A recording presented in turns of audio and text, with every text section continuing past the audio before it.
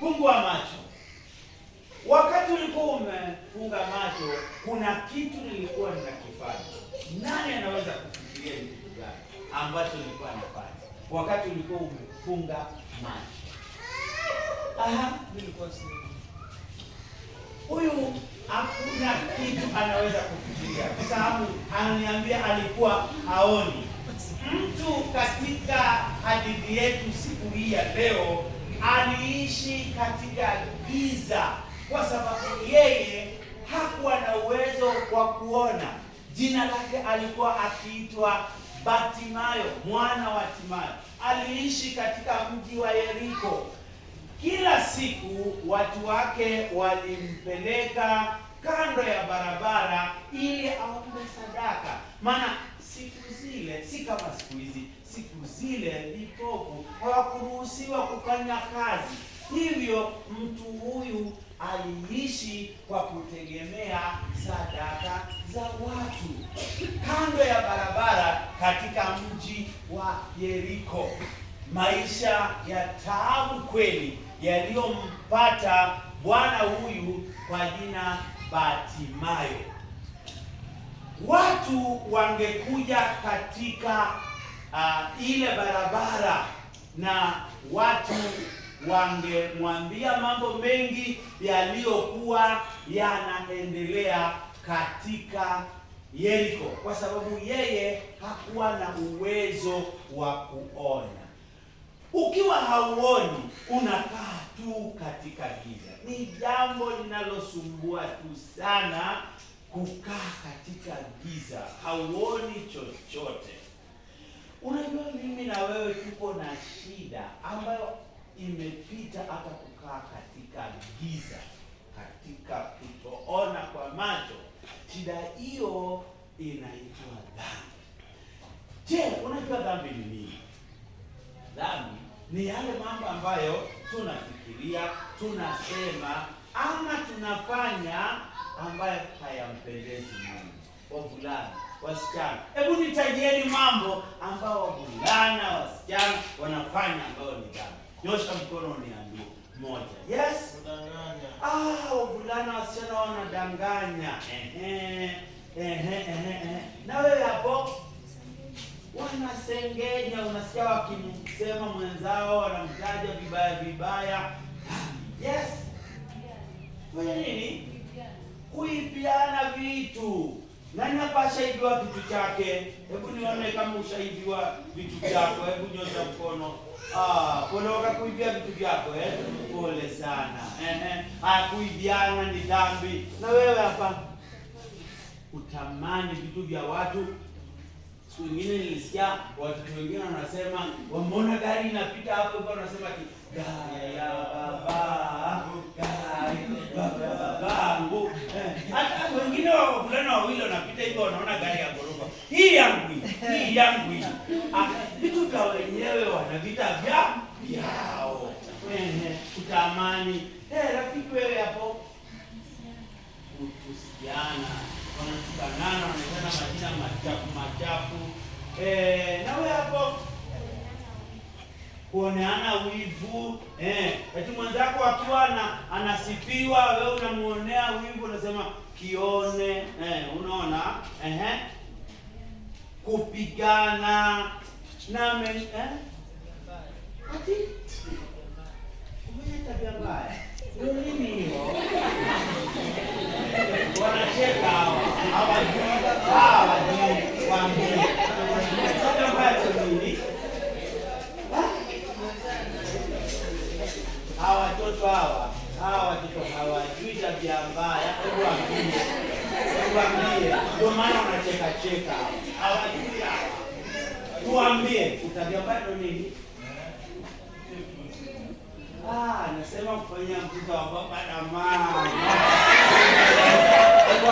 Waambie tumejua. Sasa mambo kama haya yote na hata mengine ambayo kuyasema hapa unafanya na Mungu anafanya nini? Anakuona. Neno la Mungu lasema ya kwamba watu wote wamefanya dhambi. Hebu sikia vile inavyosema, kwa sababu watu wote sifa na utukufu wa Mungu. Lakini pia Mithali 4:19 inasema njia ya muovu ni kama giza kubwa. Njia ya waovu ni kama giza nini? Ni kama giza kubwa. Kukaa katika maovu ni kama kukaa katika giza kubwa. Mungu hapendi hali yetu ya dhambi. Sisi tulizaliwa katika hiyo hali ya dhambi. Na neno la Mungu linasema mshahara wa dhambi ni nini? Ni mauti. Ndio ni kutengwa na Mungu. Ukiwa na dhambi ina maana umetengwa na Mungu, hauko pamoja na Mungu. Mtu katika story yetu siku ya leo alikaa katika giza ya dhambi. Yeye hangeweza kuona kitu chochote. Siku moja Yesu akawa anapitia pale katika mji wake wa Yeriko pamoja na wanafunzi wake. Lakini pia kuna watu walipenda kumfuata Yesu. Kila mahali wanasikia Yesu yuko, wanamfuata, wanatembea naye. So ile siku wakapita ile njia ambayo kipofu alikuwa ameketi. Sasa tukawa kuna watu wengi wanapita, kipofu akasikia watu wanafanya nini? Hebu fanya kama tunatembea. Akasikia atoza watu wengi wanafanya nini? Wanatembea. Akagusa mmoja wao, akamuuliza, "Jamani, kuna nini?" Akaambiwa, "Yesu mwana wa Daudi anapita."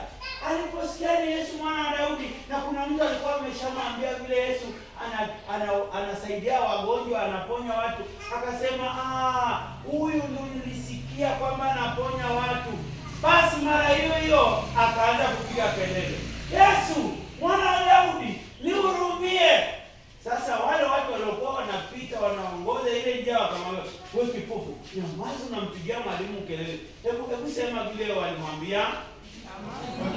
Wewe nyamaza. Toa sauti ya ukali, toa sauti ya ukali. Unampigia mwalimu kelele. Wewe mbona usemi? Hebu ya jirani yako mwambie, yaani jifanye wewe ulikuwa unaongoza hiyo njia. Mwambie, "Wewe kipofu, nyamaza, unapigia mwalimu kelele." Wakawa na mnyamazisha, anyamaze. Jamani, unadhani alinyamaza? Unadhani alinyamaza ukipofu? Alikuwa amejitahidi, akasema leo ni leo. Akaongeza sauti. Akafanya nini? Akasema nini? "Yesu mwana wa Daudi." Kusema hivyo, nataka useme kama kipofu, alafu useme yaani kama mtu ambaye anaomba huruma kweli. "Yesu mwana wa Daudi, nionee huruma." Kila mtu kwa sauti kubwa. Hebu watu go. "Yesu mwana wa Daudi, nionee." Yesu akasimama. Yesu akafanya nini? Akasimama. Aliposimama Yesu, aliposimama mahali pale, kwanza kabla hata hatujaenda mbali, unadhani kwa nini Yesu alisimama? Unadhani alimpenda yule kipofu? Unadhani alimuonea huruma? Jamani, unadhani Yesu anakupenda wewe? Kweli? Anakupenda sana. Kwani Yesu ni mwana wa Mungu. Yesu ni nani? Mwana wa Mungu aliyekuja kufa kwa ajili ya dhambi za watu. Neno la Mungu lasema ya kwamba alibeba msalaba kutoka Yerusalemu kwa sababu yako. Lakini ile kusimama kwa Yesu alionyesha upendo. Alionyesha nini? Upendo. Mungu ni upendo. Mungu ni nini? Mungu anapenda watu. Mungu ndiye alikuumba, akakuweka katika tumbo ya mamako. Nini tena Mungu aliumba? Ama ni watu tu peke yake? Aliumba nini tena? Miti. Mungu aliumba miti siku gani? Ya kwanza, ya pili, ya tatu, ya nne, ya tano, ya sita. Angalia watoto wakumbuki. Siku ya tatu. Siku ya tatu. Akaumba tena nini? Kabla ya binadamu. Akaumba nini? Mwezi na nyota. Siku gani? Siku gani aliumba mwezi, nyota, jua? Siku ya 4. Haya, tena kaomba nini? Angalia watoto. Kwanza aliumba usiku na mchana. Haya, anapa kaumba wanyama wakubwa kama nani? Nauliza wewe. Anapa kaumba wanyama warefu kama nani? Anapa kaumba wanyama wadogo kama nani? Hatimaye Mungu akaumba mtu, akaumba watu kwa njia ya kupendeza sana. Mungu anakupenda sana na Mungu ni mtakatifu. Yeye hana nini? Hana dhambi. Anaishi wapi? Anaishi mbinguni. Na anakupenda sana. Hebu sikia vile neno la Mungu lasema. Biblia inasema kwa maana jinsi Mungu aliupenda ulimwengu. Mungu alipenda nini? Mungu anakupenda sana. Mungu alimpenda yule kipofu. Ndio Yesu akasimama mahali pale na akaamuru, akasema aletwe kwake. Akaamuru nini? Aletwe kwake. Yule kipofu akapelekwa kwa Yesu. Akapelekwa kwa nani? Alipopelekwa kwa Yesu, Yesu alimuuliza swali, wataka nikufanyie nini? Aliulizwa swali gani? Wataka nikufanyie nini? Kama ni wewe ungesema wataka kufanyiwa nini? Sasa akasema apewe pesa ngapi? Milioni ngapi? Milioni 1? Milioni 10. Okay, na wewe ungesema upewe nini? Wewe ungesema upewe nini? Wewe uone. Wewe ungesema nini? Mwalimu nishi before. Ungeomba gari. Ungeomba gari. Aliuliza wataka nikufanyie nini? Kwa sababu alikuwa na uwezo wa kufanya chochote. Yesu ana uwezo wa kufanya chochote kwa sababu Yesu ni mwana wa Mungu. Yesu nani? Ni mwana wa Mungu ambaye alikuja kufa msalabani kwa sababu ya dhambi. Hebu sikia vile Biblia inavyosema. Inasema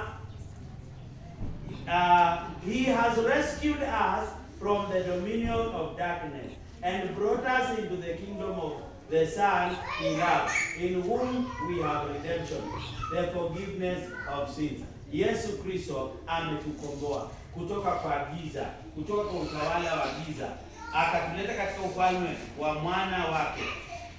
Mwana wake ni Yesu Kristo, na alifanya hivi kwa kusulubiwa msalabani, akakaa, lakini wakatoa mwili wake kwenye msalaba, wakamweka kwenye kaburi. Lakini alitoa damu. Alitoa nini? Kuna wengine walimvalisha kofia miiba, katoka damu kichwani.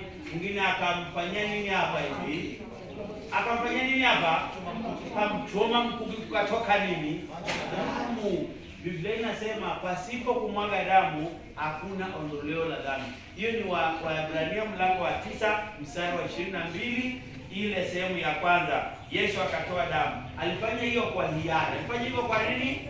Kwa hiari. Na alichukua nafasi yako katika msalaba. Kwa kweli Yesu alikufa pale msalabani, mwili wake waliuchukua katika kaburini. Ila siku ya 3 asubuhi na mapema Yesu alifufuka.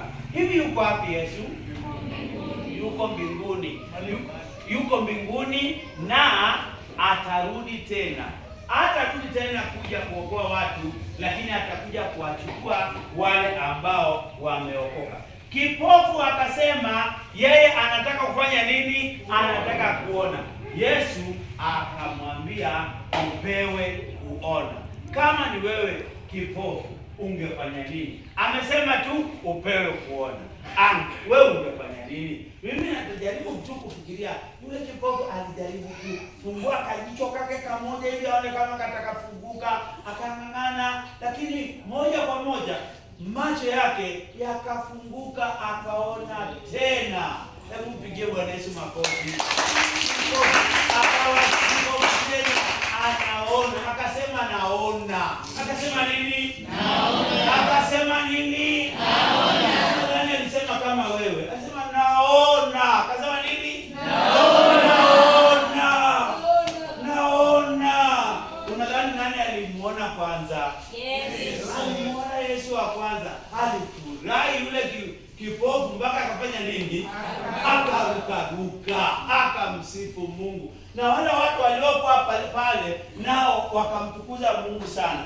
Hebu sikia neno la Mungu lasema, ikiwa umeokoka unatakiwa umtukuze Mungu. Kitabu cha Mambo ya Nyakati wa Kwanza 16:23 inasema, sing to the Lord all the earth, proclaim his salvation day after day. Yaani mwimbie Bwana dunia yote, tangazeni wokovu wake siku baada ya siku.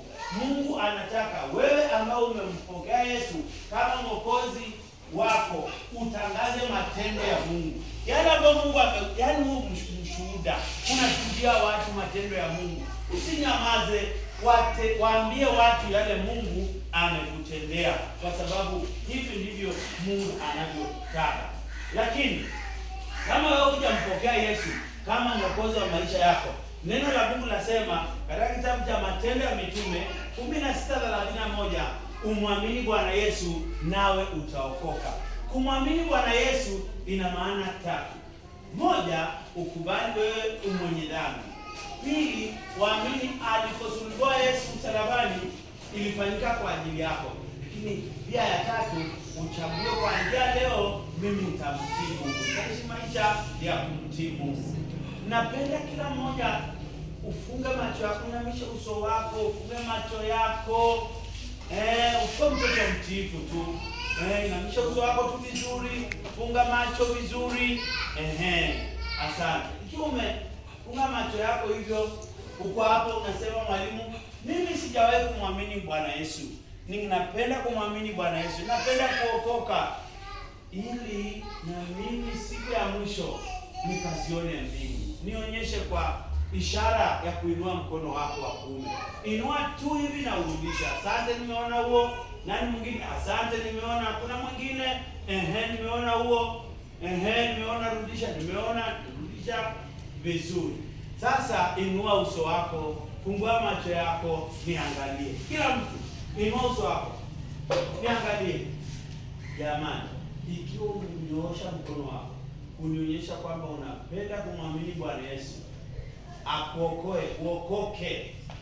Jamani, leo hii kabla wengine hawajaenda nyumbani, unione nami nitakuja kwa neno la Mungu, nitakuonyesha jinsi vile unaweza kumwamini Bwana Yesu ili upate kuokoka. Sawa sawa, Sasa kabla hujauliza swali, vile somo limeisha, angalia saa, uniambie limechukua dakika ngapi.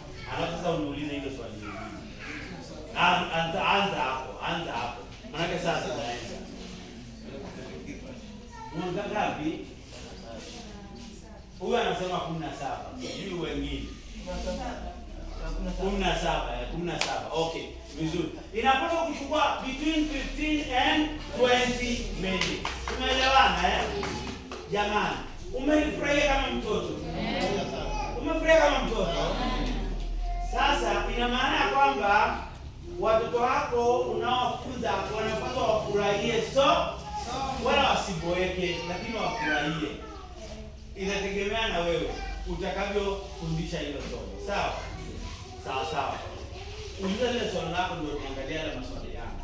Mwalimu, swali langu ni kwenye TV yetu tulionyeshwa eti kuna Yesu mwingine hapa Kenya. Mluya. Anaitwa Yesu wa Tongareni. Ni huyo Yesu namzungumzia? Asiye huyo. Huyo ni wa Tongareni. Nasikia anaitwa wapi? Sasa tuzungumzie wa Tongareni. Huyo waachie wa Tongareni. Sisi ni watu wa Kinango. Yesu wetu ni yule wa Biblia. Sina sawa hapo? Ama mnasemaje? Unamtaka wa Tongareni? Huyo ni wa Luya. Sawa, tuachie. Sasa ujumbe wa wokovu. Yes, ma'am. Mimi niko na swali. Mama akiomba, akituombea, huwa anaomba na kuambia Mungu yuko hapa nyumbani, yuko na sisi, lakini wao wanatuambia Mungu anashukuru mbinguni. Ni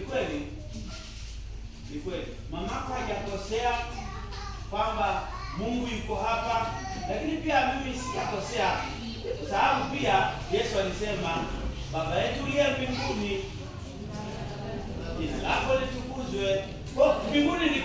na hapo pia niko. Nipatie hali pale. Sio kila mahali. Asante. Zuri kila mahali. Sasa ujumbe wa wokovu. Nini kilisema kuhusu dhambi? Nini kilisema kuhusu? Kuna fundisho lolote lilisikia kuhusu dhambi? Je, ulisikia dhambi ni nini? Maana ya dhambi. Kitu chochote unacho ambacho hiyo inaitwa definition, si ndio? Ufafanuzi wa dhambi. Hakikisha umefafanua dhambi ni nini, si ndio? Haya, kuna mstari ulisoma kuhusu dhambi gani? Warumi 3:23. Very good. Haya, kuna mifano ya dhambi ilitajwa, michache au mingi? Mingi tu, si ndio? Haya, kuna fundisho lolote ulisikia kuhusu upendo wa Mungu? Halo? Kuna fundisho lolote ulisikia kuhusu upendo wa Mungu? Kwamba Mungu anaishi wapi? Na aliumba nini? Kuna mifano ya vitu alivyoviumba vilitajwa? Kuna mstari wowote ulitumika kuhusu upendo wa Mungu? Mstari gani?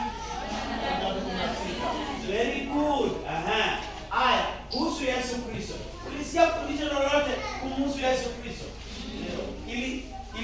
Ilitajwa kuwa Yesu Kristo ni nani? Ulisikia ikitajwa kwamba yeye kweli ni mwana wa Mungu? Haya, kulifunzwa alifanya nini kwa ajili ya kumwokoa mtoto? Mwalimu alisema Yesu alifanya nini kwa ajili ya wokovu wa mtoto? Alijitolea kufa kwa hiari. Alikufaje?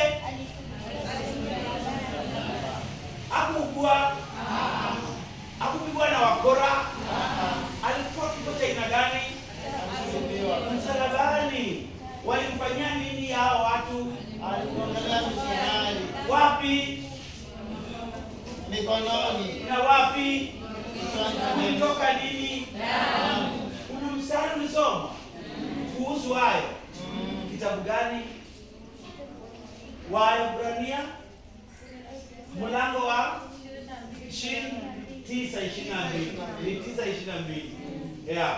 Pasipo kumwaga damu hakuna ondoleo. Vizuri. Asante sana. Kulikuwa kuna mwaliko? Kuna mwaliko kwa mtu yote ambaye anapenda kumpokea Yesu. Kulikuwa kuna mwaliko. Je, kabla mwaliko ulifanyike, watu waliambiwa wafanye nini ndio mwaliko ufanyike? Wainamishe nyuso zao na wafanye nini? Wafunge macho. Walifanya hivyo? Kuna swali liliulizwa wakiwa wamefunga macho. Swali gani? Wale ama ikiwa wewe, si ndio? Ilikuwa kwa binafsi, ili mtoto asikini yeye anazungumziwa. Ikiwa hapa na wewe huja mpokea Yesu, fanya nini? Nyosha nini? Mkono, si ndio? Kumwamini Bwana Yesu ilielezewa vizuri. Ajue ni kitu gani anatakiwa afanye. Na wale walionyesha hamu ya kumpokea Yesu, waliambiwa wafanye nini? Wamuone mwalimu lini? Mwisho wa. Sasa hivyo ndivyo unavyotakiwa kufanya. Sawa sawa kwa watoto wako. Na watakapobaki basi mwalimu atatuelezea wanapobaki unawafanyia nini. Umsikize mwalimu vizuri sana, atakuja kufunza hapa, sijui ni leo, sijui ni kesho, jinsi utawafanyia huko. Si kwamba umuite mchungaji, umuite askofu, mwambie jamani, wamebaki hapa, wanataka kuokoka, wanataka kutubu. Sasa njoo, sijui kunafanya nini. Mwalimu atakusaidia, utajua unatakiwa kufanya